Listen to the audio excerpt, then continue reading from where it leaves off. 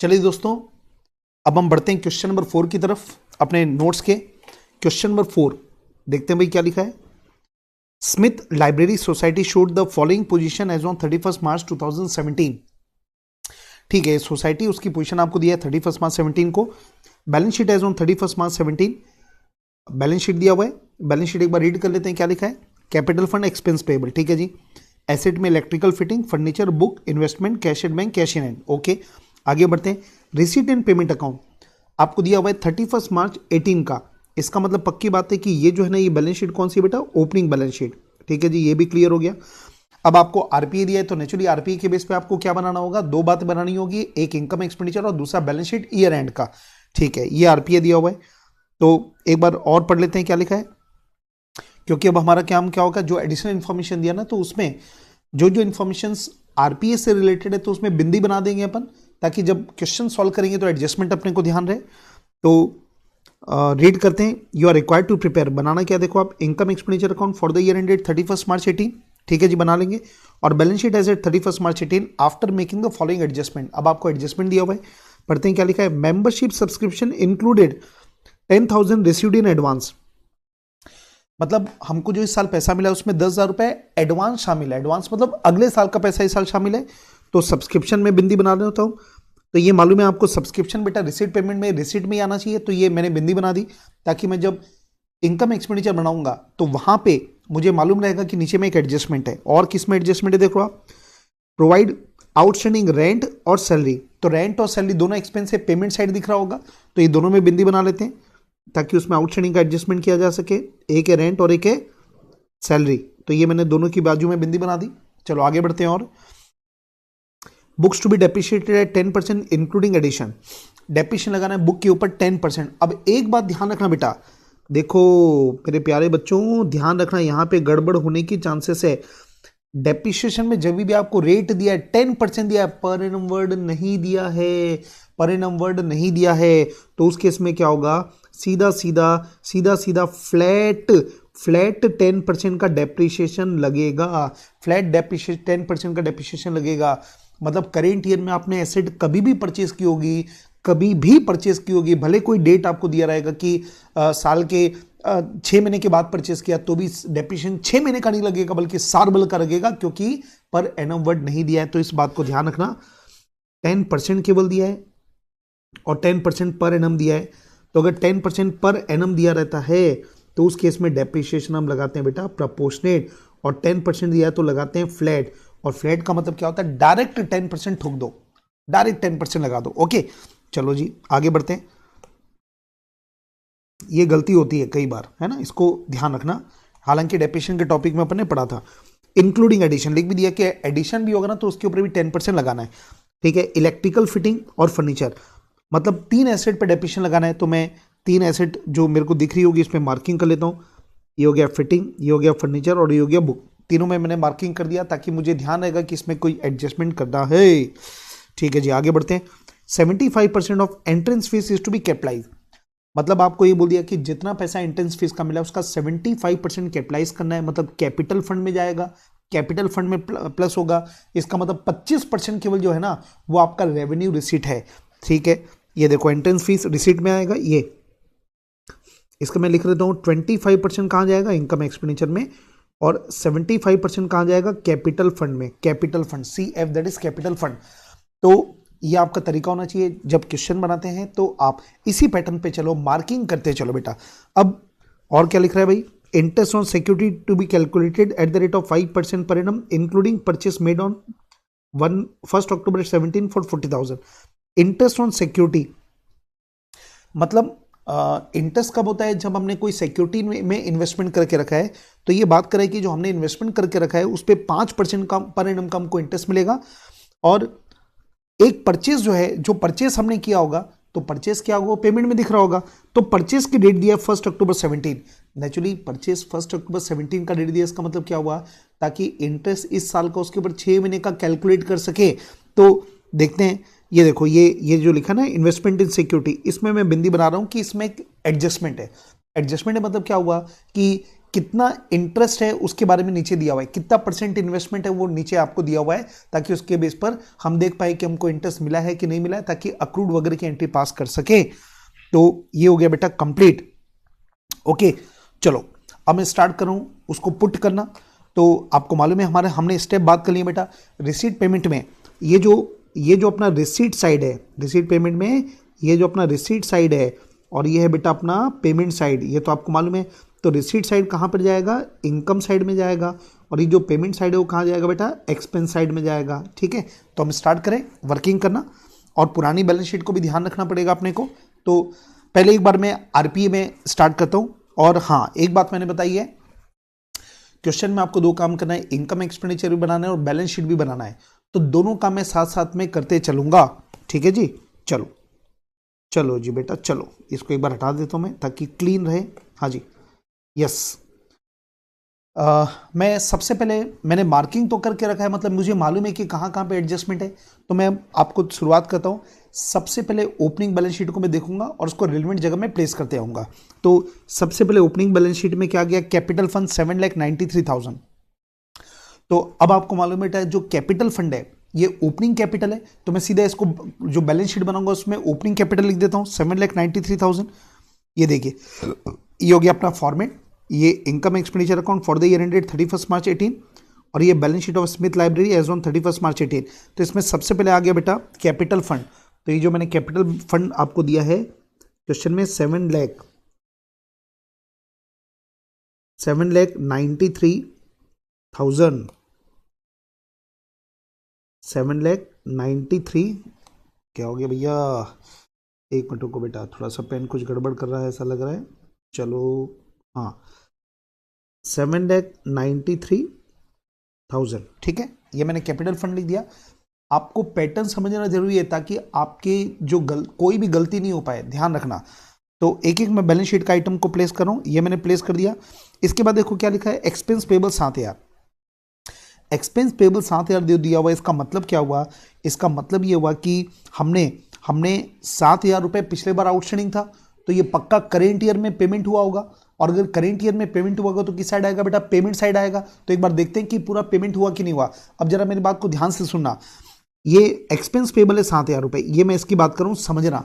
तो मान लीजिए जो अपना आरपीए अकाउंट है अभी जो मैं आपको नीचे दिखाऊंगा, तो उसमें मान लीजिए यहां पे दिया हुआ है आरपीए में एक्सपेंसेस पेड 5,000, मान लीजिए ऐसा दिया हुआ है। तो इसका मतलब क्या होगा? सोचिए, 7,000 रुपये का आउटस्टैंडिंग एक्सपेंस था और करेंट ईयर में आपको देता है आरपीए अकाउंट में एक्सपेंसेस पेड 5,000। तो इसका मतलब क्या हुआ? 2,000 रुपये अभी भी आउटस्टैंडिंग है, क्योंकि 7,000 पे करना था पिछले साल और पेमेंट इस साल 5,000 ही किया है। आरपीए में आपको मालूम है करेंट ईयर में कितना पेमेंट किया हुआ आता है, तो 5,000 पे किया, तो 2,000 रुपये आउटस्टैंडिंग है ना। तो करेंट ईयर की जब बैलेंस शीट बनाओगे उस बैलेंस शीट में आउटस्टैंडिंग एक्सपेंसेस दिखेगा 2,000 रुपये, मतलब पिछले साल का एक्सपेंस जो है वो अभी तक पे नहीं किया। लेकिन अगर मुझे आरपीए अकाउंट में 7,000 दिख गया तो इसका मतलब क्या हुआ? इसका मतलब है कि पूरा का पूरा पेमेंट हो गया। तो इस साल के आखिरी में कोई भी आउटस्टैंडिंग नहीं दिखेगा पिछले साल का, तो ये ध्यान रखना। चलिए ठीक है, अब मैं इसको आगे बढ़ता हूं बेटा। ये देखिए, एक्सपेंसेस पेबल है 7,000 है। अब ये पेमेंट में देखो क्या लिखा है, ये देखिए आउटस्टैंडिंग एक्सपेंसेस पेड 7,000।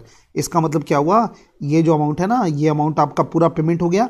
इसका मतलब ये कहीं नहीं आएगा, ये कहीं नहीं आएगा। क्लियर कर लो बेटा, ये कहीं नहीं आएगा, क्योंकि अपन बना क्या रहे हैं? एक इनकम एक्सपेंडिचर तो और दूसरा बैलेंस शीट। तो बैलेंस शीट में तो साल के आखिरी दिन की एसेट लायबिलिटी आनी चाहिए, और ये क्या मेरा करेंट ईयर का इनकम या एक्सपेंस है? क्या आंसर है नो, क्योंकि इनकम एक्सपेंडिचर अकाउंट में केवल क्या आएगा? करेंट ईयर की रेवेन्यू इनकम और करेंट ईयर के रेवेन्यू एक्सपेंडिचर। तो ये 7,000 का कोई यूज नहीं है, पेमेंट करना था, पेमेंट कर दिया, काम खत्म। ओके, चलो तो ये हो गया पार्ट। अब मैं आता हूं इस साइड बेटा। सबसे पहले इलेक्ट्रिकल फिटिंग 1,50,000 रुपए। अब मैं एक काम और ये करना चाहता हूं, और सुन लो वो काम क्या है कि मैंने 3 बिंदी लगा के रखा है क्योंकि नीचे में डेप्रिसिएशन दिया है। लेकिन एक काम अपने को ये करना चाहिए कि आप एसेट, ये तीनों एसेट है आपकी, इलेक्ट्रिकल फिटिंग, फर्नीचर और बुक, ये तीनों आपकी एसेट है। तो आपको एक काम ये करना चाहिए कि एक बार आरपीए में से पेमेंट साइड देख लो, क्योंकि अगर पेमेंट साइड में कोई एसेट दिख रही है आपको ये तीनों में से, इसका मतलब क्या हुआ? करेंट ईयर में आपने वो एसेट और परचेस किया है। तो एक बिंदी और लगा देना, ताकि जब आप मतलब पढ़ते समय इस चीज को ध्यान रखना। देखो मैं एक बार पढ़ रहा हूं, इलेक्ट्रिकल चार्जेस नहीं है जी, पोस्टेज, टेलीफोन, बुक परचेज, हाँ तो ये देखो ये जो बुक परचेज मेरे को दिखा ना, तो मैंने एक बिंदी और लगा दी कि जब मैं बुक लिखूंगा ना, जब मैं बुक लिखूंगा तो दो दो एडजस्टमेंट है, मेरे को मालूम रहेगा। ओपनिंग, ये बैलेंस शीट में ये तो ओपनिंग बैलेंस शीट है, मतलब एसेट का ओपनिंग बैलेंस है, और करेंट ईयर में जो हमने एसेट परचेज की आरपीएस से मिल जाएगी अपने को। तो जब मैं बुक लिखूंगा तो मैं लाइन ज्यादा छोड़ूंगा ना, इसलिए ये अपने को पता रहना चाहिए, दो दो एडजस्टमेंट है। रेंट, इन्वेस्टमेंट, सैलरी, अच्छा इन्वेस्टमेंट, ये देखो इन्वेस्टमेंट में भी एक बिंदी लगा देता हूं, क्योंकि इन्वेस्टमेंट अभी ये देखो करेंट ईयर में हमने और इन्वेस्टमेंट किया तो उसमें और ऐड होना चाहिए, सैलरी बस। तो चलो अब मैं स्टार्ट कर रहा हूं बेटा, ये ध्यान रखना, ये ध्यान रखना। ओके चलिए अब मैं पहले लेता हूं बेटा इलेक्ट्रिकल फिटिंग, इसमें एक बिंदी है, मतलब डेप्रिसिएशन है केवल 1,50,000, तो ये बैलेंस शीट में आना चाहिए, मालूम है आपको। ये ले मैं लिख देता हूं 1,50,000, ठीक है, ये आगे 1,50,000। चलो आगे बढ़ो, बस आपको देखते जाना बेटा, लिखते जाना है। इसको एक बार हटा रहा हूं मैं, ये देखिए मिटा देता हूं ताकि कोई दिक्कत नहीं रहे आपको। हाँ ये मैंने प्लेस कर दिया। इसके बाद आगे बढ़ो, इसके बाद क्या लिखा है, फर्नीचर 50,000। फर्नीचर में कोई एडजस्टमेंट, मतलब एक डेप्रिसिएशन है, वो तो बाद में जब आएगा तब लिखेंगे 50,000। तो ये मैं लिख देता हूँ बेटा 50,000 फर्नीचर एसेट में, ये फर्नीचर आ गया 50,000, ठीक है। चलो और आगे बढ़ो, हाँ ये हो गया। इसके बाद छोटा सा टिक करता हूँ बेटा, ताकि ये हो गया, ये हो गया। इसके बाद बुक में दिया बेटा 4 लाख, और बुक में आपको मालूम है दो दो एडजस्टमेंट है, हमने करेंट ईयर में परचेज भी किया, वो भी आएगा। तो ओपनिंग बैलेंस है 4 लाख रुपए, तो ये जो बुक है यहां पे मैं इनर कॉलम में लिख देता हूं 4 लाख, और यहां प्लस करके छोड़ देता हूं, मेरे को मालूम है एक परचेस और है। अब यहां पे नेचुरली आप चाहो तो ये कर सकते हो, बुक आप लिख सकते हो ओपनिंग बैलेंस 4 लाख रुपए एडिशन, ऐसा अलग अलग करके भी दिखा सकते हो, और नहीं तो आप बस बुक लिख के 4 लाख और प्लस जो परचेस है वो भी लिख सकते हो, दोनों, उसमें कोई दिक्कत नहीं है, मार्क्स में कोई कटौती नहीं होगी, चिंता मत करना, ठीक है। तो ये मैंने 4 लाख लिख दिया। इसके बाद इन्वेस्टमेंट इन सिक्योरिटी 1,50,000, इन्वेस्टमेंट में आप देख सकते हो दो एडजस्टमेंट है, तो 1,50,000 का जो इन्वेस्टमेंट है, तो ये इन्वेस्टमेंट में लिख देता हूं मैं, ये इन्वेस्टमेंट, हाँ ये आ जाएगा 1,50,000 सिक्योरिटी में इन्वेस्टमेंट, इसको भी इनर कॉलम में लिख दिया मैंने प्लस, ठीक है, और जो आएगा उसको मैं लिख दूंगा। हाँ और क्या बचा भाई, cash at bank, cash at bank, cash in hand. अब आपको मालूम है कि ये तो ओपनिंग बैलेंस है, जबकि अपन बैलेंस शीट बना रहे हैं ईयर एंड का, तो ये कहीं नहीं आएगा, ये आपके कैश बुक में आ गया होगा, मतलब रिसीट पेमेंट अकाउंट में आ गया होगा, आप देख सकते हो 25,000 25,000, ये दिख रहा है 25,000 25,000, तो ये तो इसमें आ गया, तो अपने को कोई मतलब नहीं है, हम बना रहे हैं इनकम एक्सपेंडिचर और हम बना रहे हैं बैलेंस शीट। तो मतलब कुल मिला के ना, अब मैं इसको टिक कर देता हूं कि मैंने ओपनिंग बैलेंस शीट के हर आइटम को प्रॉपर जगह प्लेस कर दिया। अब मुझे बार बार ओपनिंग बैलेंस शीट देखने की आवश्यकता नहीं है। तो सबसे इंपॉर्टेंट एनपीयू में होता है बेटा कि बनाने का तरीका, ठीक है। चलो अब मैं आता हूं आगे, अब मैं आरपीए देखता हूं। अब आरपीए अकाउंट जब मैं देखूंगा ना, तो मेरे एक ही बात आपको मालूम है बेटा, बार बार मैं बोल रहा हूं, लेकिन क्या करूं, कई बार गलती होने की संभावना होती है, जो रिसीट में दिख रहा है वो इनकम में जाएगा, ठीक है। चलो आते हैं ओपनिंग बैलेंस, ये तो कहीं नहीं आएगा, आपको मालूम है बेटा। इसके बाद एंट्रेंस फीस 30,000, 30,000 में से 25% मतलब 7,500 ये अपनी रेवेन्यू है, और बाकी 75% आपके कैपिटल फंड में आएगा। तो 30,000 का 25% हो गया 7,500, तो ये है बेटा एंट्रेंस फीस। ये देखो यहां पे मैं ब्रैकेट में लिख देता हूं 30,000, वर्किंग हमेशा दिखाया करो इनटू, और वर्किंग नोट में दिखाने की आवश्यकता नहीं है, छोटा सा कैलकुलेशन है, यहीं पे दिखा दो, काम खत्म, पैसा हजम। हाँ जी बेटा, ये आ गया 7,500, ठीक है। अच्छा आपको लग रहा होगा कि सर ये 2 कॉलम के हैं, 2 कॉलम बना सकते हैं, बिल्कुल नहीं बनाएंगे तो भी चलेगा, पर बनाने से फायदा होता है, कहीं में जो इनर कैलकुलेशन है ना वो आप ऐसा प्रॉपर तरीके से प्रेजेंट कर सकते हो। तो ये मैंने फाइनल अकाउंट में भी आपको सिखाया था, तो आप 2 कॉलम बनाओगे तो और अच्छा रहेगा, प्रेजेंटेशन सुंदर दिखता है, क्योंकि कई ऐसे अकाउंट है जिसमें आपको प्लस माइनस कुछ ना कुछ करना पड़ता है, तो सिस्टमेटिकली इनर कॉलम में लेके फिर आउटर कॉलम में ले जा सकते हैं आप। चलो हाँ 30,000 7,500 हो गया, बाकी जो बचा 22,500 ये कहाँ पे आएगा, बैलेंस शीट में, और बैलेंस शीट में कैपिटल में प्लस होता है, ये आ गया बेटा, ये लिख दिया मैंने, यहाँ पे भी 30,000 का 75% कैपिटलाइज करना है, तो ये हो गया बेटा 22,500, ठीक है। बस 1 बाय 1 लेके चलते रहो, कभी कोई गलती नहीं होगी, खत्म। अब आगे बढ़ो, मेंबरशिप सब्सक्रिप्शन है बेटा 2 लाख रुपए। अब इसमें बिंदी बनी है, बिंदी बनी मतलब एडजस्टमेंट है, तो मैं इनर कॉलम में लिख देता हूं 2 लाख रुपए। मेंबरशिप सब्सक्रिप्शन मतलब ये अपनी इनकम है, हाँ जी, ये 2 लाख रुपए, ये मैंने इनर कॉलम में लिख दिया जी 2 लाख रुपए, ताकि जो एडजस्टमेंट होगा, जब मैं एडजस्टमेंट पढ़ूंगा तो उस समय देखूंगा इसको क्या करना है। चलो अभी आगे बढ़ता हूँ। Cell proceed of old paper 1500, कोई एडजस्टमेंट नहीं, सीधा लिख दो 1500 इनकम है अपनी, बाहर में लिख दो सीधा सीधा 1500। फिर आगे बढ़ो। इसके बाद हायर ऑफ लेक्चर हॉल, ये किराया मिल रहा है अपने को 20,000 रुपये, तो ये 20,000 रुपये दिखा दो बेटा। ये जो किराया है मिल रहा है 20,000 रुपये, ये मैंने लिख दिया 20,000 रुपये। ओके, हाँ कोई एडजस्टमेंट नहीं है।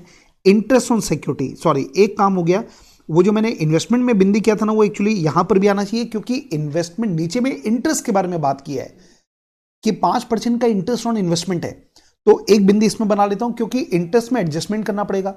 एडजस्टमेंट करना जरूरी नहीं है, लेकिन हमको ये देखना पड़ेगा कि जितना इंटरेस्ट हम कैलकुलेट करेंगे, तो जो अमाउंट ऑफ इंटरेस्ट आया, भाई मान लीजिए जो हमने कैलकुलेट किया ना, उसमें इंटरेस्ट की अमाउंट आई 10,000 रुपए, तो हमारी करंट ईयर की इनकम 10,000 है, लेकिन यहां पे कितना दिख रहा है 8,000, तो उस केस में 2,000 रुपए अक्रूड इंटरेस्ट है, तो उसकी एंट्री करना पड़ेगा। ठीक है, उसको हिडन एडजस्टमेंट बोलते थे। तो एक बिंदी कर लेता हूं, और यहां पे इंटरेस्ट की जो इनकम है वो 8,000 रुपए अभी मैं लिख देता हूं इनर कॉलम में। कहां गया भैया, ये इंटरेस्ट मैं लिख देता हूं यहां पे 8,000 रुपीज। ओके, कितना लिख रहा हूं मैं, 8,000 रुपीज। तो अब आप देख सकते हैं मैंने इसको कंप्लीट कर दिया, इसको मैंने टिक कर दिया। एग्जाम में भी आप ऐसा कर सकते हो, वहां पेंसिल लेना बेटा, पेंसिल से एक टिक मार देना, ताकि आप निश्चिंत हो जाए कि रिसीट साइड का मैंने हर चीज को इनकम एक्सपेंडिचर में रिकॉर्ड कर दिया है। और अब मैं आता हूं पेमेंट साइड। पेमेंट साइड में पहला पॉइंट है इलेक्ट्रिकल चार्जेस 7,200, लिख दो बेटा, कोई एडजस्टमेंट नहीं, सीधा सीधा खर्चा लिख दो। बाहर के कॉलम में 7,200 रुपए, ये मैंने लिख दिया। ठीक है, आगे बढ़िए। पोस्टेज 5,000 रुपए, टेलीफोन 5,000, दोनों लिख दो 5,000 रुपए। ये देखिए, ये आ गया 5,000 और ये भी हो गया 5,000। ठीक है, आगे बढ़िए। इसके बाद हाँ, अब क्या आ गया बेटा, बुक परचेस। आपको मालूम है, आप आरपीए अकाउंट है, तो इसमें तो एसेट भी आएगा, एक्सपेंस भी आएगा, सब आएगा। तो हमने 5,000 का 60,000 रुपए का 60,000 का बुक परचेस किया है, तो बुक तो कहाँ है, अपनी एसेट में आना चाहिए। तो जो एसेट में आपने बुक ओपनिंग लिखा था ना, उसमें 60,000 प्लस हो जाएगा, क्योंकि हमने करेंट ईयर में बुक को परचेस किया है। तो अब मैं लिख देता हूं यहाँ पे प्लस 60,000 बैलेंस शीट में। ये देखिए बुक है ना, इसमें लिख देता हूं प्लस 60,000, तो दोनों को जोड़ देंगे तो हो गया 4,60,000 का हो गया टोटल बुक। ओके, ये मैंने बाहर में निकाल दिया। चलो और आगे बढ़ते हैं, कितना आसानी से हो जाता है, देखो आप। आउटस्टैंडिंग एक्सपेंसेस पेड, अब ये ध्यान रखना क्या लिखा है, आउटस्टैंडिंग एक्सपेंसेस पेड। जब ये दिया रहेगा तो ये मानना पड़ेगा कि पिछले साल के आउटस्टैंडिंग एक्सपेंस का अपन ने पे किया है। तो ये मैंने आपको बता दिया पहले, यहाँ पे ये 7,000 रुपए था और 7,000 का पेमेंट कर दिया, मतलब ये हमारा इस साल कोई इंफॉर्मेशन कहीं पे भी नहीं जाएगा। भाई ना तो ये मेरा एक्सपेंस है करंट ईयर का, तो पिछले बार का एक्सपेंस था, तभी तो पिछले बार एंट्री क्या बनाया होगा आपने, एक्सपेंस टू आउटस्टैंडिंग एक्सपेंस, तो वो तो पिछले साल एक्सपेंस दिखाया होगा ना आपने। तो इस साल मेरे एक्सपेंस में भी नहीं आएगा और कोई लायबिलिटी भी नहीं बची है, क्योंकि 7,000 का मैंने पेमेंट कर दिया इस साल पूरा, तो करंट ईयर में कुछ नहीं बचा। इसके बाद रेंट है 88,000, पर इसमें है बेटा बिंदी, मतलब इसमें कोई ना कोई एडजस्टमेंट है, तो इनर कॉलम में लिखना पड़ेगा मेरे को 88,000। ठीक है जी, लिख देते हैं। हाँ, ये आ गया इनर कॉलम में 88,000। ठीक है, चलो आगे बढ़े। इसके बाद इन्वेस्टमेंट इन सिक्योरिटी 40,000, इन्वेस्टमेंट एसेट है।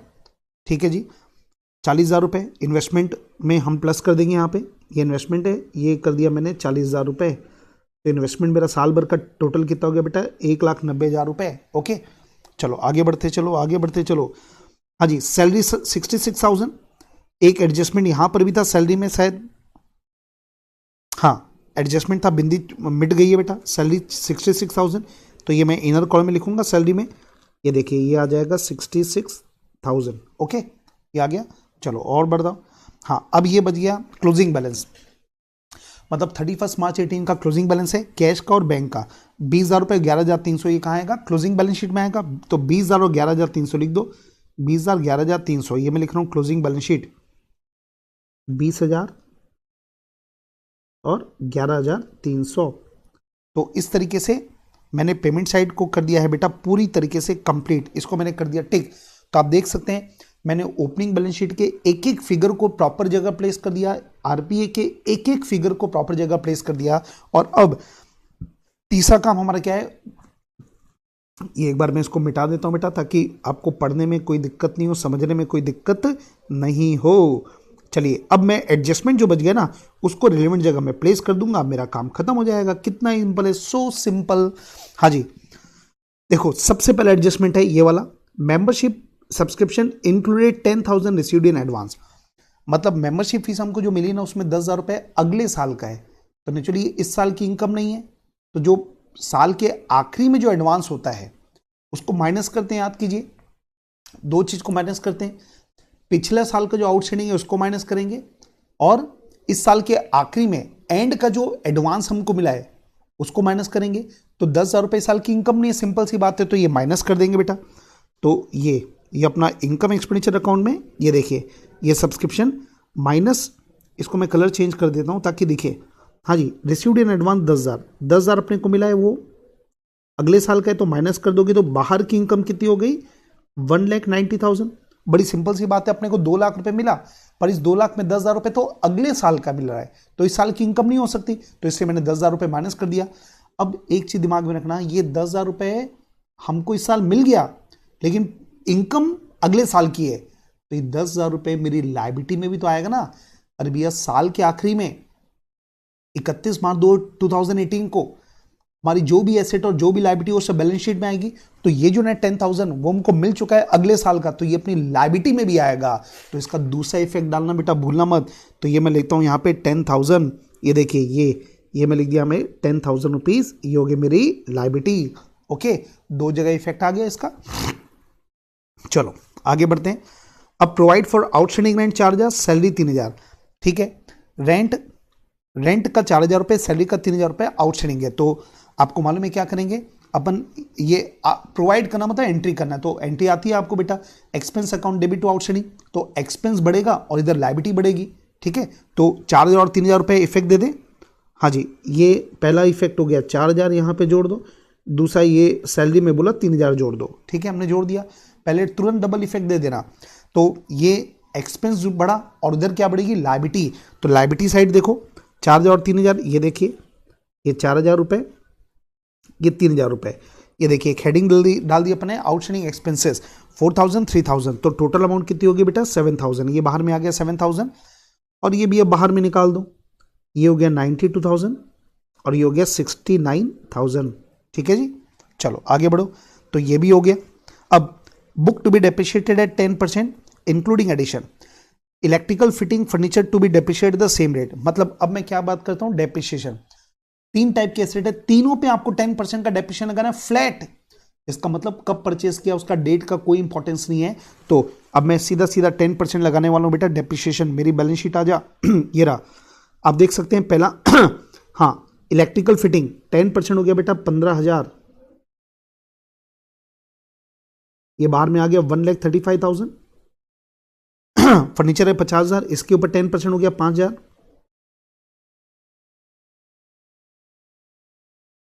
तो ये बाहर में आ गया 45,000 और इसका 10% हो गया 46,000, इसका मेरे निकाल लेना चाहिए, 460 माइनस 46, ये आ गया 4,14,000, ठीक है। अब तुरंत दिमाग में डालना, डबल इफेक्ट आएगा, एक तो आपने एसेट में कम किया, दूसरा क्या है, डेप्रिशिएशन आपका एक्सपेंस है, तो हमारे इनकम एक्सपेंडिचर में एक्सपेंस साइड आएगा डेप्रिशिएशन, तो कितना अमाउंट है बेटा 15,000 5,000 46,000, 15,546 अमाउंट याद कर लो, 15,546। अच्छा, यहाँ पे मैंने क्या किया, डेप्रिशिएशन वर्किंग नोट, अब ये जरूरी नहीं है, आप चाहें तो क्या कर सकते हैं, डेप्रिशिएशन उसी के नीचे में तीनों अमाउंट लिख के और तीनों का अलग अलग एसेट का नाम लिख के लिख सकते हैं, या मैंने यहाँ पे अगर वर्किंग बना के रखा है तो वर्किंग कर लो। ये देखो बेटा, ये वर्किंग है 15,000 5,000 और 46,000। अब आपको ये तो मालूम है कि ये मैंने पहले से जो चीज़ें ईजी है वो मैंने निकाल के रख दिया है, 15,000 5,000 46,000, तीनों को जोड़ने 20 + 46 आ गया 66,000। वापस से सुन लीजिए, जरूरी नहीं है एग्जाम में कि आप वर्किंग नोट बनाइए, तो ये आप क्या कर सकते हैं, डेप्रिशिएशन जो अमाउंट है ना वो डायरेक्ट इनकम एक्सपेंडिचर में डेप्रिशिएशन हेड डालो, उसी के अंदर ये तीनों चीजें लिख दो और ये अमाउंट कैलकुलेट करके डायरेक्ट बाहर में अमाउंट निकाल दो, तो ये टोटल अमाउंट आ गया 66,000, तो ये मेरा डेप्रिशिएशन आ गया बेटा 66,000, कितना आ गया 66,000, ठीक है जी, ये भी आ गया। चलो और आगे बढ़ते हैं अपन। हाँ, इसके बाद 75% of interest fees is to be capitalise, ये तो अपने पहले ही कर दिया। हाँ, अब आखिरी पॉइंट देखो, interest on security to be calculated at the rate of 5% per annum, interest के ऊपर 5% पर एनम का हमको इंटरेस्ट, इन्वेस्टमेंट के ऊपर 5% पर एनम का अपने को इंटरेस्ट मिलेगा, including purchase made on 1 October 17 for 40,000। मतलब हमने जो परचेस किया वो कब परचेस किया बेटा? 1 अक्टूबर को 40,000 रुपए का। इसका मतलब क्या हुआ? हमको ये देखिए, मैं एक बार ये यहां पे दिखाता हूं बेटा, अलग कर, ये देखिए एक बार इसको मैं मिटा रहा हूं, इसको मिटा रहा हूं। ये देखो, ये जो आपको इन्वेस्टमेंट दिया ना 1,50,000 रुपए, ये तो साल के शुरू में था, तो इसके ऊपर 5% आपको मिल जाएगा। इसके ऊपर 5% मतलब हो गया 7,500। इसके ऊपर इंटरेस्ट मिल गया 5% का। और करेंट ईयर में जो हमने इन्वेस्टमेंट किया है, ये देखो, ये करेंट ईयर में आपका है इन्वेस्टमेंट, अपना कितना इन्वेस्टमेंट है बेटा? 40,000 रुपए। ये कब किया है? 1 अक्टूबर को। इसका मतलब इसके ऊपर कितने महीने का मिलेगा? 6 महीने का। तो अब इसको अपने को प्रॉपर वर्किंग नोट में दिखाना पड़ेगा। तो मैं वर्किंग नोट में आता हूं। ये देखिए, ये वर्किंग नोट है, इंटरेस्ट ऑन सिक्योरिटी। हाँ, सबसे पहले ऑन रुपीज 1,50,000, 1,50,000 रुपए के ऊपर कितने महीने का लगेगा? फॉर 12 मंथ्स, 12 महीने का। ये ऊपर में लिख देते हैं @5%। तो सीधा सीधा 12 महीने का लग गया, मतलब कितना हुआ? 1,50,000 इंटू 5%, ये हो गया बेटा अपना 7,500। ठीक है। और ऑन रुपीज 40,000, 40,000 पे फॉर 6 मंथ, 40,000 पे 6 मंथ का। तो 40,000 इंटू 5% इंटू 6 डिवाइड बाई 12, 6 में निकालो बेटा, ये हो गया 1,000। इसका मतलब क्या हुआ? अपने को करेंट ईयर की इनकम, इन्वेस्टमेंट के ऊपर इनकम अपने को मिलना कितना चाहिए? 8,500। और अब हम देखते हैं कि हमको मिला कितना। ये देखिए अपना रिसीट पेमेंट अकाउंट देखिए। हाँ, ये देखिए अपने को मिला है बेटा 8,000। ये देखो कितना मिला अपने को? 8,000। मतलब करेंट ईयर की इनकम है 8,500, लेकिन कैश कितना मिला? 8,000। इसका मतलब आप समझ चुके होंगे बेटा। ये देखिए रिसीव्ड कितना हुआ? 8,000। ये माइनस कर देता हूं, ये जो 500 है वो क्या है? रिसीवेबल। मतलब 500 रुपए की 8,500 की एंट्री करना था, पर उसमें 8,000 की मैं एंट्री कर चुका हूं, 500 की एंट्री करना बचा है। तो 500 की मैं एंट्री करूंगा रिसीवेबल, या इसको क्या बोलते हैं? Accrued interest. तो एक बार मैं एंट्री बना लूं यहां पे, इसकी मैं एंट्री क्या बनाऊंगा? Accrued interest account debit, accrued interest account debit to interest. ये एंट्री बनती है, आपको मालूम है बेटा। ये अमाउंट कितना होगा? 500। अब उसका दो जगह इफेक्ट होगा। अक्रूड इंटरेस्ट जो है वो कहाँ आएगा? बैलेंस शीट में एसेट साइड दिखेगा, क्योंकि अपने को 500 रुपए किसी से लेना है, और 500 रुपए इनकम को क्रेडिट करोगे, इंटरेस्ट को क्रेडिट करोगे, तो आपकी इनकम बढ़ जाएगी। ठीक है। तो ये दो इफेक्ट डाल लो बेटा। ये सबसे पहले ये बैलेंस शीट दिखा, उसमें अक्रूड इंटरेस्ट लिख दूं यहाँ 500। ये अच्छा, एक काम करते हैं, इसी में इन्होंने प्लस कर दिया है, ये 500, ये मैंने प्लस कर दिया। आप चाहे तो इसको सेपरेट भी दिखा सकते हैं। ठीक है। मतलब वापस से सुन लो, आप क्या दिखा सकते हो? इन्वेस्टमेंट जो है ना, सिक्योरिटी 190 बाहर दिखा दो, और अक्रूड इंटरेस्ट 500 रुपए जोड़ने के बजाय आप अलग से भी दिखा सकते हो, कोई बात नहीं, कोई फर्क नहीं पड़ता। तो ये मैंने बाहर निकाल दिया 190,500। ये हो गया 500 का पहला इफेक्ट। दूसरा इफेक्ट क्या होगा? अपनी इनकम बढ़ेगी। ये देखिए इनकम में एडजस्टमेंट है, ये इनकम, ये प्लस रिसीवेबल कितना है? 500। तो ये ऐड कर दो, तो ये अमाउंट आ गया 8,500। ये करेंट ईयर की इनकम। आपको मालूम है कि हम इनकम एक्सपेंडिचर बनाते हैं बेटा, ये जो हम बनाते हैं it is based on accrual system. किस बेस पे बनता है? अक्रूवल। और अक्रूवल का मतलब क्या हो गया? पैसा मिले नहीं मिले उसको इनकम की तरह रिकॉर्ड करो। तो पक्का है कि 8,000 मिल चुका है, पर 500 रुपए इस साल की इनकम है, पर मिला नहीं, तो ये हो गया बेटा 8,500। तो ये ओ हो, ये डेप्रिशिएशन ना हमने वर्किंग नोट दिखा दिया ना, तो ये लिखने की आवश्यकता नहीं है, इसको मैं हटा देता हूं, इसकी जरूरत नहीं है, हम वर्किंग नोट में इसको दिखा चुके हैं। ठीक है। तो अब आप देख सकते हैं बेटा, सारी चीज हमने कंप्लीट कर दिया है। अब अपने को क्या क्या स्टेप फॉलो करना है? स्टेप नंबर 1, ये मैं कलर चेंज कर रहा हूं क्योंकि मैं डायरेक्ट अब आपको आंसर दिखाने वाला हूं। तो स्टेप 1 क्या होगा बेटा? स्टेप 1 होगा कि इनकम एक्सपेंडिचर में सरप्लस या डेफिसिट आएगी। अगर सरप्लस हुआ तो अपने कैपिटल फंड में बैलेंस शीट में प्लस होगा, डेफिसिट होगी तो माइनस होगी। ठीक है। तो अब मैं डायरेक्ट आंसर दिखा देता हूं आपको, ओके, क्योंकि अब केवल कैलकुलेट करना है आपको। चलिए बेटा, आप देख सकते हैं सबसे पहले यहाँ पे डेफिसिट आएगी 16,700 का, और इसके बाद ये जो डेफिसिट है वो क्या होगा? कैपिटल फंड में माइनस करके दिखाएंगे। ये हमने माइनस करके दिखा दिया, तो बाहर में एक कैपिटल आ गई। इसके बाद जब दोनों साइड का टोटल करेंगे तो आ गया 815800 और आ गया 815800। तो इस तरीके से ये हो गया अपना question number 4। I think clear है। तो आरपीएस से इनकम एक्सपेंडिचर 3 क्वेश्चन मैंने लाइव ले लिए थे, ये चौथा हो गया, और अब एक करेंगे 5वां। तो इस तरीके से टोटल क्वेश्चन हो गए अपने 5। तो अब हम बढ़ते हैं बेटा क्वेश्चन नंबर 5 की ओर। चलिए क्वेश्चन नंबर 5 की तरफ बढ़ते हैं। क्या लिखा है? आरपीए, आपको आरपीए दिया हुआ है of trust well club prepared, ये कब का है, आरटीपी May 19 का, आपको 3 के दिया है। आरपीए में देखते हैं क्या लिखा है, ओपनिंग बैलेंस है, इसके बाद ठीक है जो भी है सब्सक्रिप्शन हो गया, अदर फीस हो गया, डोनेशन फॉर बिल्डिंग हो गया, डोनेशन फॉर बिल्डिंग वर्ड है मतलब समझ गया ना, बिल्डिंग फंड करेंट ईयर में जो अपने को मिला है बिल्डिंग फंड, ओके। इधर है अपना एक्सपेंस है, फिर loss on sale of furniture है, बैलेंस क्लोज डाउन, ठीक है। आगे बढ़ते हैं। अब हम लोग क्या करने वाले हैं, जब नीचे में जो भी इंफॉर्मेशन दिया ना उसमें हम लोग मार्क करेंगे, यहाँ पे अपना तरीका आपको मालूम है क्या होने वाला है। चलो हाँ, trust well club had balance as on 1 April 17, देखो ध्यान से, ये ईयर एंड है 31 मार्च 18 और ये बैलेंस कब का दिया बेटा, 1 अप्रैल 17, मतलब opening balance sheet, opening balance दिया हुआ है आपको, फर्नीचर है, इन्वेस्टमेंट है, स्पोर्ट्स मटेरियल है, हाँ ठीक है, 3 चीज़ों का आपको ओपनिंग बैलेंस दिया है, तो मैं यहाँ पे लिख देता हूँ ये अपना ओपनिंग बैलेंस शीट, ठीक है। इसके बाद बैलेंस एज ऑन 31 मार्च 18, साल के आखिरी में जो बैलेंस है उसके ऊपर भी देखते हैं क्या क्या लिखा है, subscription receivable, subscription receivable, subscription received in advance. तो मैं एक काम करता हूँ, ये सब्सक्रिप्शन में ये बिंदी बना दी मैंने क्योंकि इसमें एडजस्टमेंट है, ओके। आप पढ़ के अभी तक ये तो समझ आ गया होगा कि आपको बनाना क्या क्या होगा। हमको एक बात पक्का इनकम एक्सपेंडिचर बनाना है और हमको बैलेंस शीट बनाने भी बोल सकता है, ठीक है। और आगे बढ़ते हैं। अब ये क्या लिखा है, स्टॉक ऑफ स्पोर्ट्स मटेरियल 1800, तो ये ध्यान रखो ये कब का दिया बेटा, 31 मार्च, मतलब ये भी क्लोजिंग बैलेंस है। तो जो स्पोर्ट्स मटेरियल है, ये स्पोर्ट्स मटेरियल, ये यहाँ पे आप देख सकते हो एक्सपेंस में लिखा है स्पोर्ट्स मटेरियल हमने पेमेंट किया, तो इसमें एक बिंदी बना लेता हूँ कि ताकि हमको ध्यान रहेगा कि कुछ है इसके बारे में। और do you agree with the, ओ हो, do you agree with the above receipt and payment account, if not prepare correct RPA and income expenditure account and balance sheet as on that date. मतलब इस question में सबसे खास बात और सबसे धुआंधार बात क्या है बेटा, आपको ये निकालना है कि क्या आरपीए सही है, मतलब कुल मिला के ना भाई पूछ रहा है सही है कि गलत है, इसका मतलब गलत ही होगा। तो आपको सबसे पहला काम क्या है, आपको करेक्टेड आरपीए बनाना है, मतलब आरपीए गलत दिया है तो उसको पहले सही बनाना है। सही बनने के बाद फिर हम उसके बेस पे बनाएंगे इनकम एक्सपेंडिचर और उसके बाद बनाएंगे बैलेंस शीट। तो आप समझ रहे होंगे जो भी क्वेश्चन मैं ले रहा हूं ना वो डिफरेंट स्टाइल के ले रहा हूं, हर टाइप की वैरायटी कवर हो जाएगी ना, तो अपने आप आपको ये टॉपिक क्लैरिटी आ जाएगी और आपको ये टॉपिक इजी लगने लगेगा। तो मैं स्टार्ट कर रहा हूं बेटा। सबसे पहले आरपीए अकाउंट अपन देखते हैं, ओके।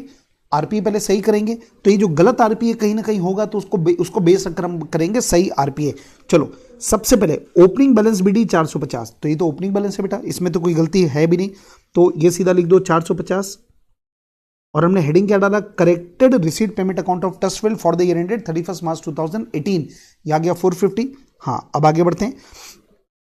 इसके बाद अब आपको दिया है एनुअल इनकम फ्रॉम सब्सक्रिप्शन, देखो क्या लिखा है, एनुअल इनकम फ्रॉम सब्सक्रिप्शन 4590, इसका मतलब ये हुआ कि अपने करेंट ईयर की इनकम है 4590, अपनी करेंट ईयर की इनकम है 4590, मतलब ये समझ लो इनकम एंड एक्सपेंडिचर में 4590 दिया हुआ है और उसमें प्लस माइनस करके आपको आरपीए तक पहुंचना है कि इस साल अपने को मिला कितना, ठीक है। तो मेरा एक सवाल है आपसे, देखो एक मिनट रुको बेटा, यहाँ पे थोड़ा सा कंफ्यूजन हो सकता है, इसलिए मैं कुछ चाहता हूं कि आपसे पहले अपन बातचीत कर लेते हैं हम, उसके बाद हम आगे बढ़ेंगे। ये देखिए ये क्लैरिटी ले आते हैं। देखो आपको मालूम है जब आपको अगर आपको इनकम एक्सपेंडिचर दिया है वहां से आप आरपीए में जाना चाहते हो, आपको ध्यान है हमने सबसे पहले डिस्कस किया था आरपीए से इनकम एक्सपेंडिचर में कैसे आते हैं, फिर हम बात करें भी इनकम, ये भी बात कर चुके इनकम एक्सपेंडिचर से आरपीए कैसे बनेगा। तो वहां पर आपको मालूम है, एक बार मैं लिखता हूं यहां पे सब्सक्रिप्शन, करेंट ईयर का जो सब्सक्रिप्शन है ये आपको इनकम एक्सपेंडिचर में दिया रहता है। अब उसमें आरपीए तक पहुंचना है तो क्या करना पड़ता है, दो चीजों को पहले प्लस करते हैं, उसको माइनस करेंगे, माइनस वाले को प्लस, तो दो चीजों को प्लस करते हैं, दो चीजों को माइनस करते हैं, तो ये जो अमाउंट आता है ना ये जाता है अपना आरपीए में, मतलब इतना पैसा अपने को सब्सक्रिप्शन का मिला। अब दो चीज पहले याद कीजिएगा, पहले क्या प्लस करते थे, क्या प्लस करते थे मतलब क्या है मैं बोल रहा हूं, मैं ये बोल रहा हूं बेटा जो आरपीए से इनकम एक्सपेंडिचर में, आरपीए से जब अपन निकालते हैं ना कि इनकम एक्सपेंडिचर में कितना जाएगा, तो अपन क्या क्या प्लस करते थे, अपन प्लस करते थे आउटस्टैंडिंग एट द एंड और एडवांस एट द बिगिनिंग। तो दो चीजों को वहां पे प्लस करते थे ना, तो यहां पे क्या करेंगे माइनस, तो मैं माइनस कर देता हूं आउटस्टैंडिंग एट द एंड और एडवांस एट द बिगनिंग, ठीक है। और इनके उल्टे को अपने को प्लस करना पड़ेगा, मतलब आउटस्टैंडिंग एट द बिगनिंग और एडवांस एट द एंड। तो ये जो अमाउंट आएगा ये एक्चुअल आरपी में आएगा। तो चलो अब हम लोग वर्किंग करना स्टार्ट करते हैं, ठीक है, दिमाग में रहेगा आपके। चलो वर्किंग करना स्टार्ट करते हैं। अब यहां पे क्या किया है, एनुअल इनकम दिया 4590।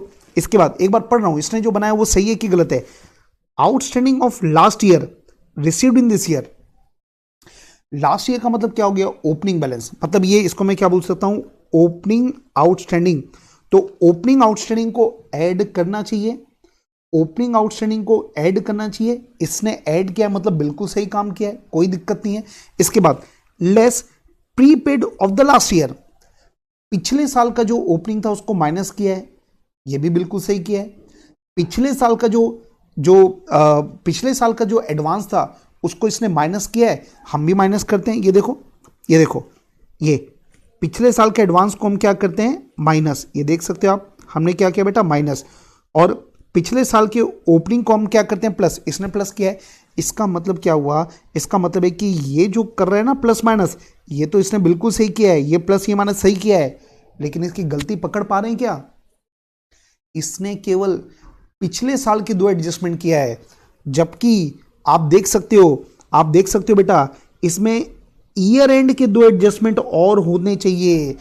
ईयर एंड का जो एडवांस है उसको करना पड़ेगा प्लस, और ईयर एंड का जो आउटस्टैंडिंग है उसको करना पड़ेगा माइनस। तो ये उसने नहीं किया है। जबकि क्वेश्चन में आप देखिए, ये दिया है ना, ये देखो बेटा, अब समझ आ रहा है। ये बैलेंस है ऑन 31 मार्च 2018, इसमें क्या लिखा है सब्सक्रिप्शन रिसीवेबल, मतलब कि ये क्या हो गया outstanding at the year and, year and का आउटस्टैंडिंग दिया है। और ये देखो सब्सक्रिप्शन रिसीव्ड इन एडवांस, इसका मतलब क्या हुआ एडवांस ईयर एंड का दिया है। तो ये दोनों का भी एडजस्टमेंट करना था, ये इसने एडजस्टमेंट नहीं किया है, तो ये है बेटा इसकी गलती। तो अपना जो इसने जो 4680 निकाला है ये बिल्कुल गलत है। तो अब मैं सीधा सीधा स्टार्ट कर दूं, क्या मैं स्टार्ट कर दूं बेटा सीधा सीधा। चलो एक बार यहां पे आता हूं मैं। हाँ, annual income subscription annual income कितना है, एक बार इसको मैं वापस से पूरा मिटाता हूं बेटा ताकि क्लैरिटी रहे। हाँ 4590, तो मैं लिखता हूं यहां पे 4590 एनुअल इनकम।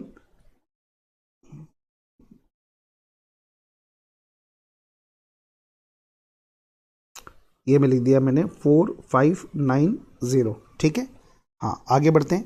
अब इसने क्या किया 180 प्लस किया है और 90 माइनस किया है।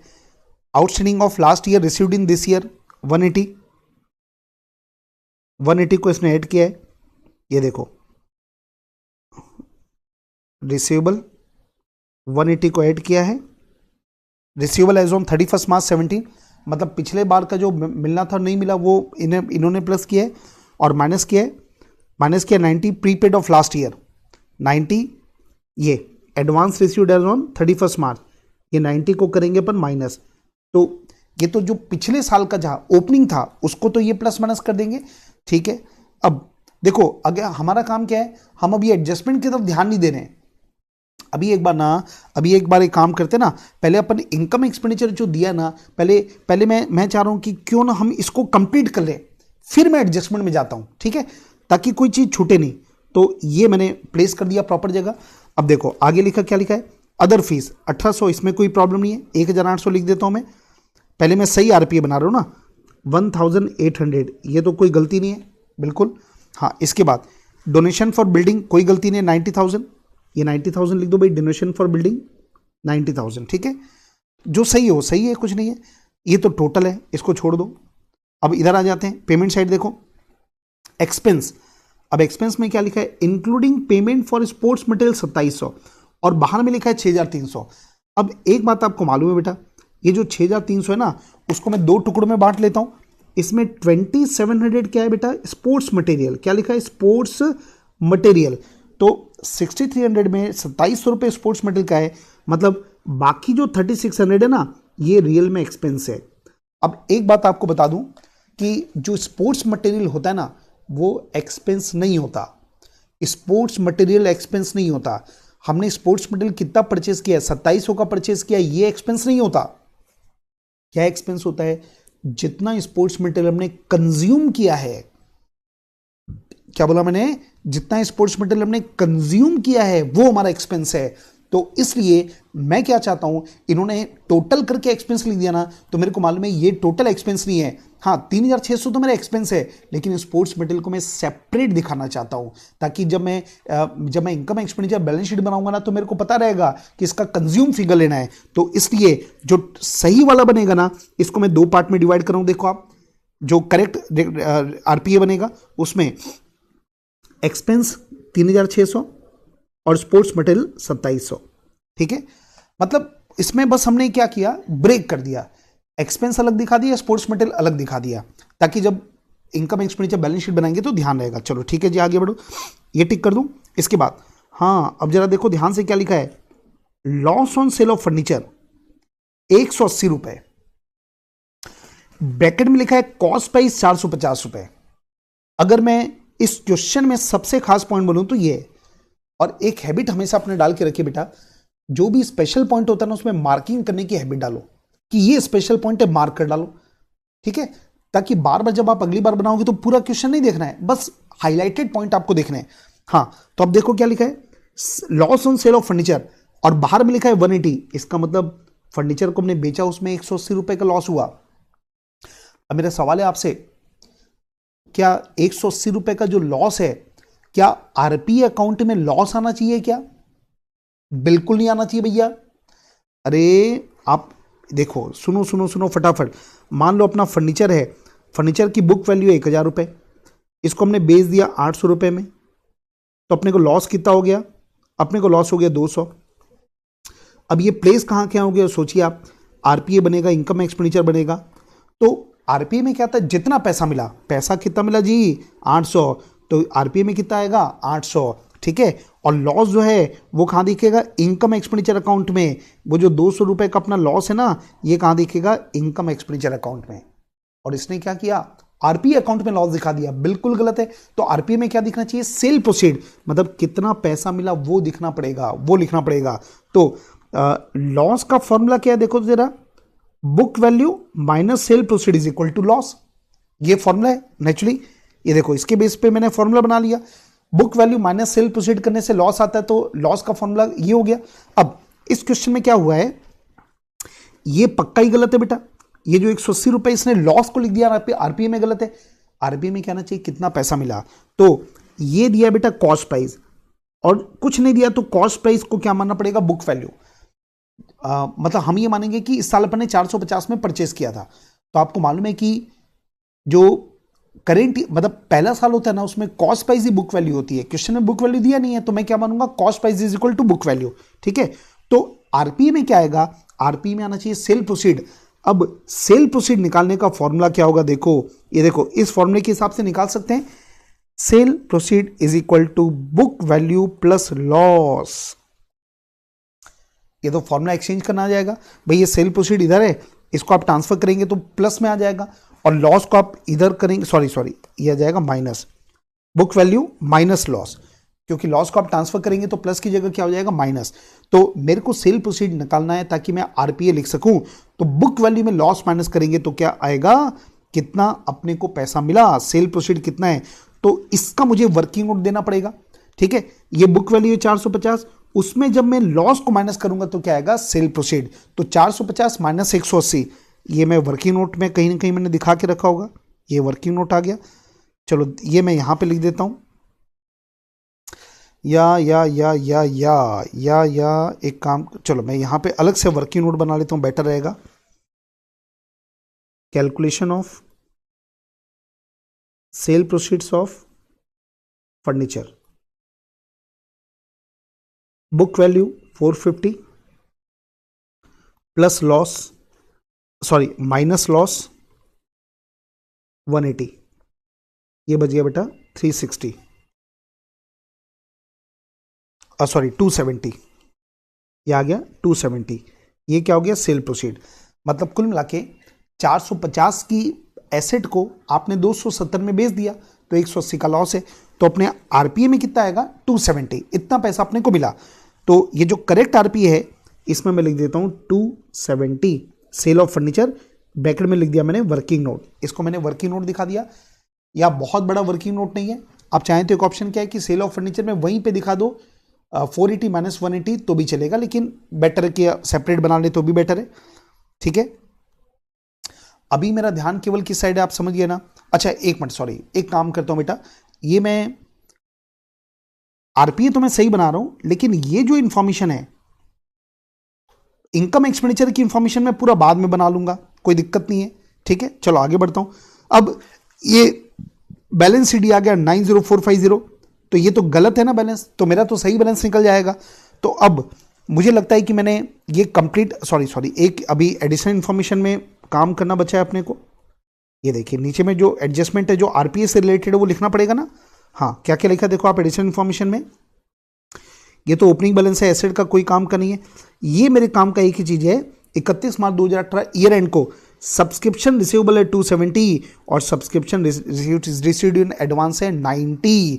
ठीक है, तो एडवांस में जो मिला ईयर एंड में उसको करेंगे 90 को प्लस, और पिछले साल सॉरी जो ईयर एंड में जो आउटस्टैंडिंग है उसको करेंगे माइनस 270। ये देखिए, तो एडवांस, ये एडवांस रिसीव्ड अगले साल का जो एडवांस मिला है उसको हमको प्लस करना पड़ेगा और लेस करना पड़ेगा जो ईयर एंड में आउटस्टैंडिंग है। तो ईयर एंड में आउटस्टैंडिंग कितना है बेटा 270, तो ये 270 लेस और 90 को हम करेंगे प्लस, ये 90 को मैंने कर दिया यहां पे प्लस। ठीक है, तो अब ये मैंने आरपी अकाउंट जो गलत था उसको सही कर दिया। अब डायरेक्ट में जो अमाउंट है ये कैलकुलेट करके मैं बाहर में अमाउंट निकाल लेता हूं, आप लोग चेक कर लीजिएगा। तो आप देख सकते हैं बेटा, इसमें सबसे पहले मैंने सब्सक्रिप्शन 4500 निकाल लिया बाहर में प्लस माइनस करने के बाद, और उसके बाद जो क्लोजिंग बैलेंस आएगा कैश का वो आ गया 90720। तो इस तरीके से मैंने पहला काम कर दिया। अभी तक के क्वेश्चन में क्या होता था, आपको आरपीए सही दिया रहता था, पर इस क्वेश्चन में आरपीए भी गलत है। तो मैंने पहले आरपीए को करेक्ट कर लिया, और करेक्ट करने के बाद और अब मैं क्या बनाने वाला हूं, इनकम एंड एक्सपेंडिचर अकाउंट। और इनकम एक्सपेंडिचर अकाउंट बनाते समय हमको क्या करना पड़ेगा मालूम है ना आपको, हमको बेटा दो काम करना पड़ेगा। आरपीए को देखो, नीचे में एडजस्टमेंट को देखो, और प्लस माइनस करके हम निकालेंगे इस साल की हमारी इनकम कितनी है। चलिए ठीक है, चलो बेटा आगे बढ़िए। चलिए, हाँ ये करेक्ट आरपीए को देखो मैं, हाँ ओपनिंग बैलेंस, ओपनिंग 450 दिया हुआ है ये। अच्छा अपने को बनाना क्या क्या एक बार देखो जरा, अपने को बनाना है, ओ हो अपने को बैलेंस शीट भी बनानी है। तो वही काम करें, अपन तीनों अकाउंट एक साथ बना लेते हैं, income expenditure, opening balance sheet, closing balance sheet. तो हम पढ़ते जाएंगे, जो जहां पे होगा उसको हम प्रॉपर तरीके से करते जाएंगे बेटा, प्लेस। ओके चलिए, हाँ ये देखिए, ये यहां से मैं स्टार्ट कर रहा हूं। सबसे पहले ओपनिंग बैलेंस आपको दिया 450, तो जो ओपनिंग बैलेंस दिया है कैश का वो कहां जाएगा, ओपनिंग बैलेंस शीट में। तो 450 ओपनिंग बैलेंस शीट, ये देखिए इनकम एक्सपेंडिचर है, ये मेरा ईयर एंड का बैलेंस शीट है, और ये opening balance sheet. Opening balance sheet क्यों बनाएंगे, ताकि कैपिटल निकल पाए। हाँ, तो कैश जो दिया हुआ है, ये कैश अपने को दिया हुआ है अमाउंट, एक मिनट जस्ट मिनट रुकिए बेटा, ये अमाउंट आपको कितना दिया हुआ है, इसमें दिया 450, ये हमने लिख दिया 450। ठीक है, हम एक एक अमाउंट देखते रहेंगे, जो जहां पे लिखा है उसको प्लेस करते आएंगे तुरंत। चलो फिर आगे बढ़ो।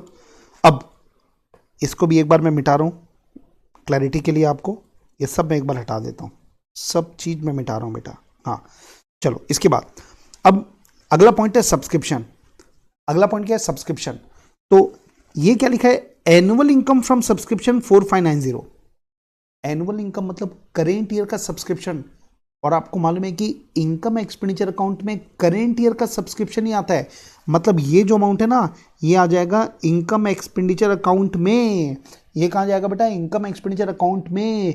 आपको दे दिया ना कि करेंट ईयर से रिलेटेड सब्सक्रिप्शन है 4590। ठीक है, तो ये डायरेक्ट कहाँ चलेगा, इनकम एक्सपेंडिचर अकाउंट में। तो ये जो हमारा इनकम एक्सपेंडिचर है उसमें लिख दो 4590। ये क्या आ गया 4590। ओके चलो ठीक है जी, तो ये मैंने प्लेस कर दिया।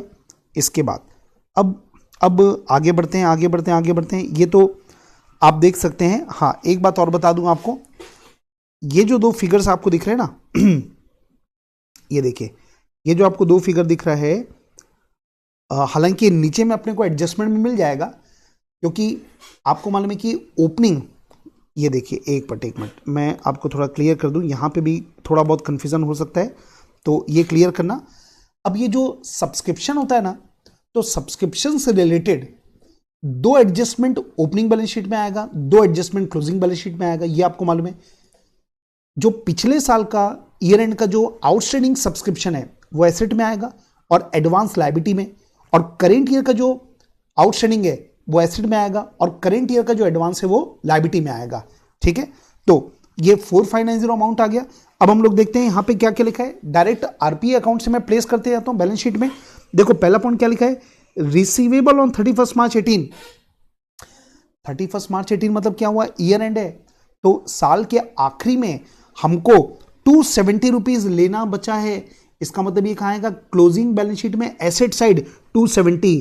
तो मैं बैलेंस शीट में डाल रहा हूं बेटा, ये देखिए बैलेंस शीट में मैं लिख रहा हूं ये 270, कहाँ गया, ये रहा, ये आ गया मेरा 270। ठीक है, इसके बाद अब और क्या लिखा, देखो ये 90 क्या लिखा है, advance receipt for the year 18-19। अगले साल का पैसा इस साल मिल गया, तो ये है एडवांस, मतलब ईयर एंड में अपने कोई साल के एंड में अगले साल का पैसा मिल गया, तो ये अपनी लायबिलिटी है। तो 90 रुपीज को मैं कहां दिखाऊंगा, ईयर एंड की बैलेंस शीट के लायबिलिटी में। तो ये लायबिलिटी लायबिलिटी लायबिलिटी, ये आ गया, हाँ ये आ गया 90 rupees. Okay, subscription received in advance. Okay, चलो फिर आगे बढ़ते हैं। अब ये क्या लिखा, देखो रिसीवेबल एज ऑन 31 मार्च 17, मतलब पिछले साल का आउटस्टैंडिंग है, पिछले साल का, तो ओपनिंग बैलेंस शीट के एसेट में आएगा 180, और वैसी एडवांस रिसीव्ड ऑन 31 मार्च 17, मतलब पिछले साल अपने को एडवांस मिला था, तो पिछले साल लायबिलिटी में दिखेगा। तो पिछले साल के एसेट में 180 और लायबिलिटी में 90, तो ओपनिंग बैलेंस शीट में मैं दिखा रहा हूं आपको, ये ओपनिंग बैलेंस शीट में ये आ गया 180 और ये हो गया 90। ठीक है, 180 पिछले साल आउटस्टैंडिंग था तो एसेट में आ गया, 90 रुपीज पिछले साल एडवांस मिलकर रखा हुआ था तो लायबिलिटी में आ गया। ठीक है जी, आगे बढ़ो। हाँ, अब देखो, तो ये मैंने पूरा इधर का मैंने प्लेस कर दिया। अब अदर फीस देखो 1800, कुछ नहीं बेटा, इनकम साइड दिखा दो आप, 1800 रुपये जो है ये इनकम में आ जाएगा, कोई एडजस्टमेंट नहीं है, सीधा सीधा इनकम में लिख दो। इसके बाद डोनेशन फॉर बिल्डिंग 90,000 रुपये, ये 90,000 डोनेशन फॉर बिल्डिंग है, तो कहाँ जाएगा, ये आएगा बेटा अपने बिल्डिंग फंड में। अब ये पिछले साल का नहीं, इस साल का है, तो ईयर एंड की जो बैलेंस शीट बनेगी उसमें बिल्डिंग फंड दिखेगा 90,000। तो ये देखिए, ये देखा बिल्डिंग फंड, ये आ जाएगा 90,000 रुपीज ईयर एंड का। ओके, ये आ गया 90,000। इसके बाद हाँ, अब ये जो फर्नीचर बेचा है 270, इसको रिकॉर्ड करना पड़ेगा। तो फर्नीचर 270 में बिका है, तो हमको एक बात मालूम है कि फर्नीचर को बेचने से जो भी प्रॉफिट लॉस होगा, अगर प्रॉफिट हुआ तो इनकम साइड और लॉस हुआ तो हमारा एक्सपेंस साइड आएगा। और क्वेश्चन में आपको दिया हुआ है, क्वेश्चन में आपको ऊपर में यहां पे दे दिया कि ये 180 का क्या हुआ है अपने को, लॉस। तो जो अपना इनकम एक्सपेंडिचर है ना, उसमें लॉस दिखेगा बेटा 180 का। क्या दिखेगा, लॉस दिखेगा कितना, 180 का। तो ये है हमारा इनकम एक्सपेंडिचर, इसमें लॉस आ गया 180 रुपीज। ठीक है जी, लॉस क्या आ गया, 180 रुपीज। अब एक चीज ध्यान रखना, जब आप फर्नीचर की बैलेंस शीट में आप लिखोगे ना, नीचे एडजस्टमेंट है, तो उस समय ध्यान रखना पड़ेगा कि जो फर्नीचर बिका है उसको माइनस करना पड़ेगा, क्योंकि एसेट कम हो गया अपना। जब आएगा तो और मैं बताऊंगा आपको। तो ये मैंने बेटा ये कंप्लीट कर दिया। ठीक है, रिसीट साइड मेरा कंप्लीट। अब मैं आता हूं एक्सपेंस साइड। एक्सपेंस में पहला एक्सपेंस दिया 3600, क्या लिखा है 3600। ओके, हाँ 3600 का एक्सपेंस है। तो ये 3600 के एक्सपेंस को आप लिख लो, एक्सपेंस में कोई एडजस्टमेंट नहीं है तो सीधा सीधा लिख दो, एक्सपेंस में आ गया 3600 रुपीज। ठीक है जी, इसके बाद हाँ, स्पोर्ट्स मटेरियल 2700 रुपए। अब हमको मालूम है कि जो स्पोर्ट्स मटेरियल होता है उसका जो कंज्यूम्ड वाला पार्ट है वो आपका एक्सपेंस में आएगा, और अगर स्पोर्ट्स मटेरियल का ओपनिंग स्टॉक है तो ओपनिंग बैलेंस शीट में आएगा, क्लोजिंग स्टॉक है तो क्लोजिंग बैलेंस शीट में जाएगा। तो मैं एक काम करता हूं, मैं वर्किंग नोट में डाल देता हूं, बेटर होगा, sports material consumed opening stock plus purchase minus closing stock. ठीक है, अब वन बाय वन देखो।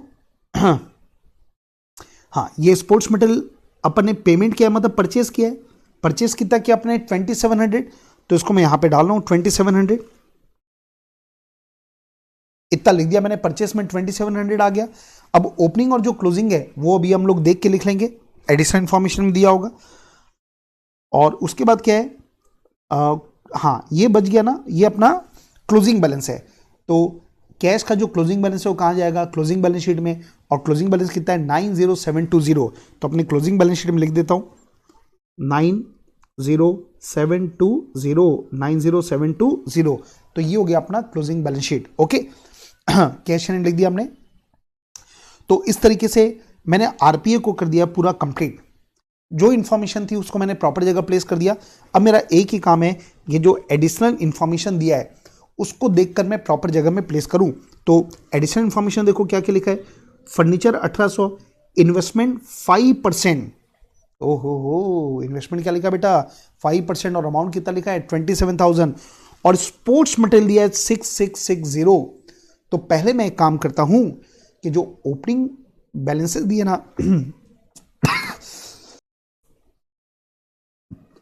चलिए अब ओपनिंग बैलेंसेस दिए हुए ये तीनों एसेट के, तो उसको मैं कहां लिखूंगा ओपनिंग बैलेंस शीट में, फर्नीचर 1800, इन्वेस्टमेंट 27,000 और स्पोर्ट्स मटेरियल 6660। ये है मेरा opening balance sheet. Yes, sorry, ये रहे ओपनिंग बैलेंस शीट। हाँ जी बेटा, ओपनिंग बैलेंस शीट में फर्नीचर दिया था मुझे 1800 का, ये मैंने लिख दिया। फर्नीचर आपको दिया हुआ था, सॉरी इन्वेस्टमेंट आपको दिया था 27,000, ये भी लिख दो। और स्पोर्ट्स मटेरियल दिया हुआ था 6660।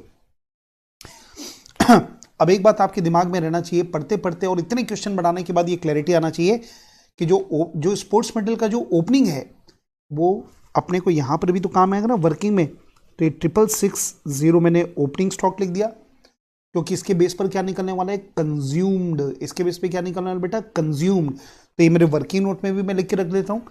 इसके बाद और क्या दिया जाए, आगे बढ़ते हैं भाई। तो ये मैंने ओपनिंग वाला रिकॉर्ड कर दिया। इसके बाद ईयर एंड का बैलेंस आपको दिया है। ईयर एंड में देखो सब्सक्रिप्शन रिसीवेबल हम लिख चुके हैं, रिसीव्ड इन एडवांस हम लिख चुके हैं, ये दोनों हम लोग लिख चुके हैं सब्सक्रिप्शन के समय। फिर स्टॉक ऑफ स्पोर्ट्स मटेरियल 1800, साल के आखिरी में 1800 का जो स्टॉक बचा है ये बैलेंस शीट के क्लोजिंग बैलेंस शीट में आएगा 1800। ये अपना क्लोजिंग बैलेंस शीट में 1800 रुपीज ये आ गया।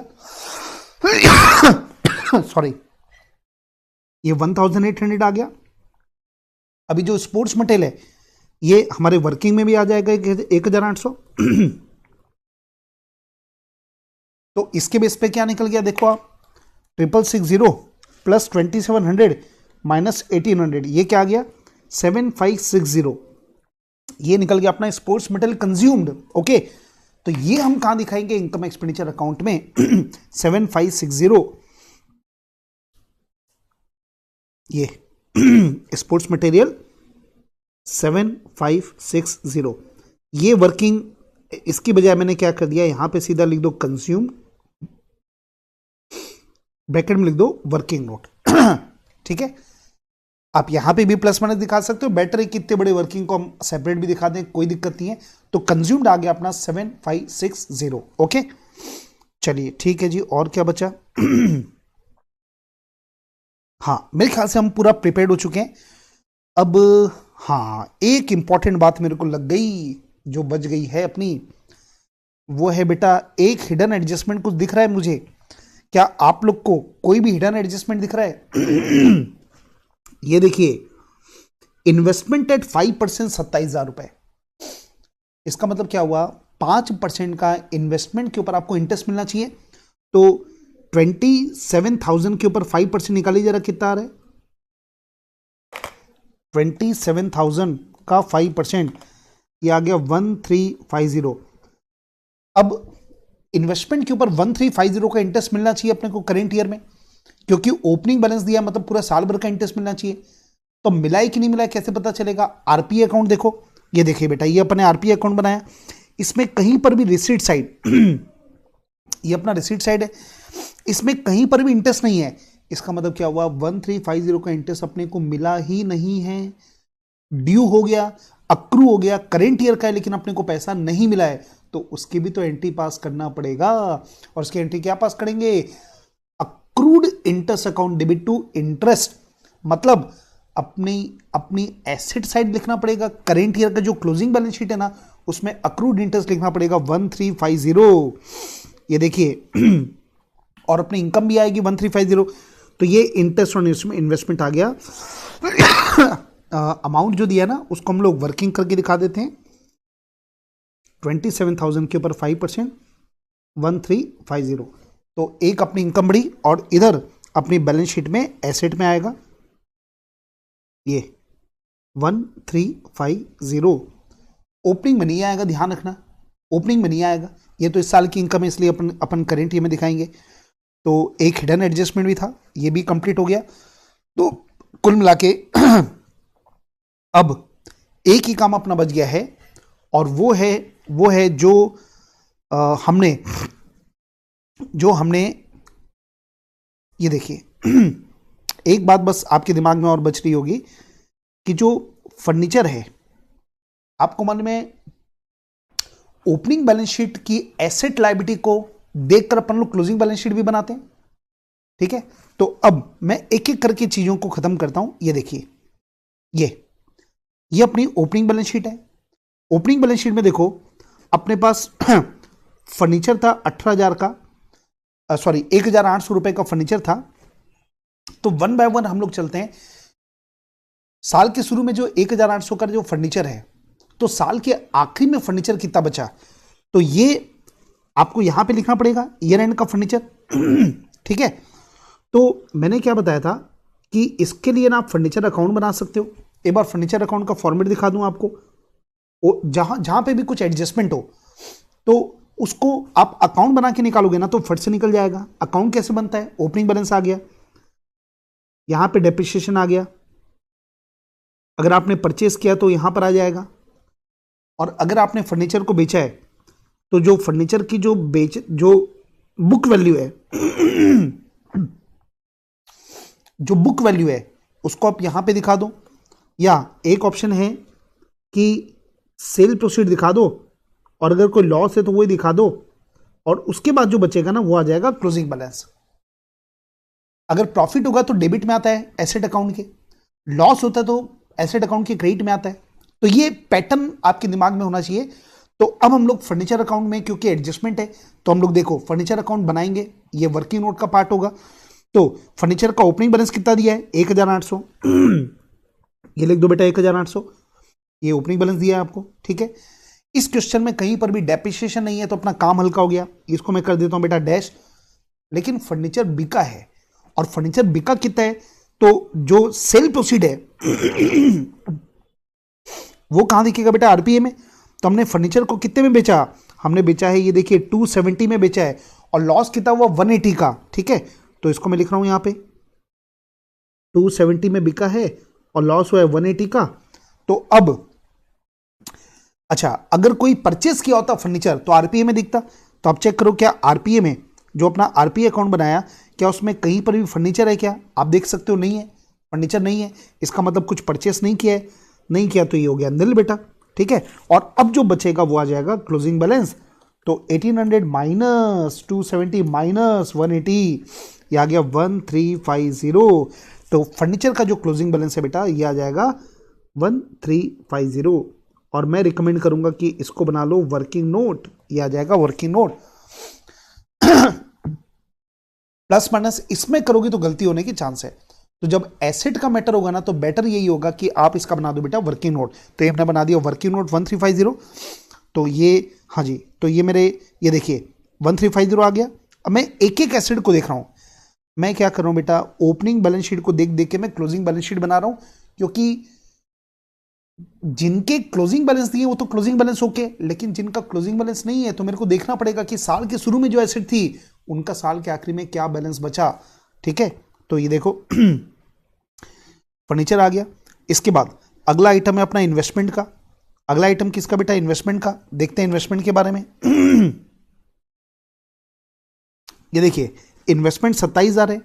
अब इस क्वेश्चन में आरपी अकाउंट में इन्वेस्टमेंट नया कोई हमने किया नहीं है, हमको मालूम है, तो ये सीधा सीधा जो इन्वेस्टमेंट है वो यहां पे लिख दो 27,000, ये हमने लिख दिया जी 27,000 रुपए। तो ये दोनों जो ओपनिंग बैलेंस है इनको ध्यान में रखते हुए अपन ने क्लोजिंग बैलेंस निकाली एसेट का। इन्वेस्टमेंट अगर खरीदे बेचे होते तो प्लस माइनस होता, लेकिन नहीं है, तो 27,000 का 27,000 आ गया। और आगे बढ़ो, स्पोर्ट्स मटेरियल, इसका ये तो ओपनिंग बैलेंस है, क्लोजिंग बैलेंस आपको दिया जो हम लिख चुके हैं। सब्सक्रिप्शन रिसीवेबल, ये भी तो ये ओपनिंग है, क्लोजिंग अपन लोग लिख चुके हैं। कैश इन हैंड, ये ओपनिंग है, क्लोजिंग अपन लिख चुके हैं।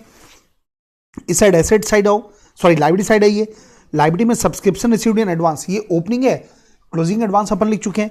तो अब मेरे ख्याल से अपनी opening balance sheet closing balance sheet दोनों हो चुकी है बेटा कंप्लीट। तो अब सबसे पहले अब अपने को क्या करना है, वन बाय वन अकाउंट को क्लोज करते आना है। तो सबसे पहले मैं क्लोज करना चाहता हूं कि कैपिटल फंड का बैलेंस कितना बचा है। देखो 1800 plus 27,000 plus 660 plus 180 plus 450 minus 90, ये आ गया बेटा 36,000। कितना बच गया? 36,000।